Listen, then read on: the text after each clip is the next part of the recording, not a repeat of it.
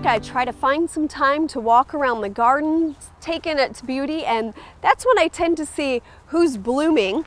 This plant has been catching my eye for the past couple of weeks. This is Bengal Dyer's Greenwood, or Janista Lydia. The cultivar is Select, and it has been simply covered with these small yellow blossoms for about 2 weeks. Now, once the blossoms fade, we're left with a really nice fine foliage. It has kind of a bluish green color.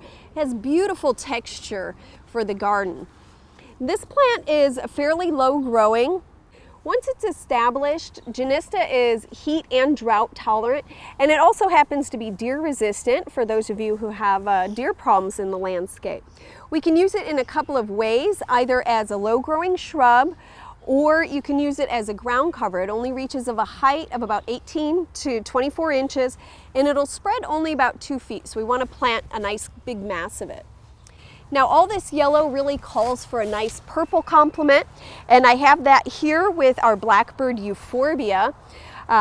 This has a beautiful purple foliage, and it held that purple foliage all winter long until about March. It started to fade a little bit, but that's when the flower heads started to take off. These are still developing. They start off with the nice purple color. The stems are beautiful purple, and then the outside bracts are going to turn a chartreuse color. So this is just getting ready to explode with color.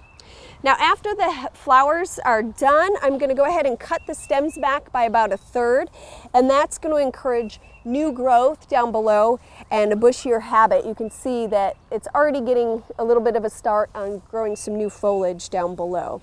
Euphorbia is also heat tolerant, drought tolerant, and deer resistant. I have one more plant here. This is Jupiter's Beard. It's certainly not a new plant, but it's been exciting me all season long.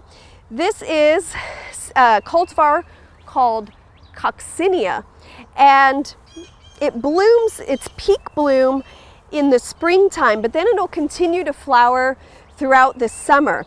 And these little flowers are highly attractive to butterflies, so this is going to be a butterfly magnet for us, great for your butterfly garden.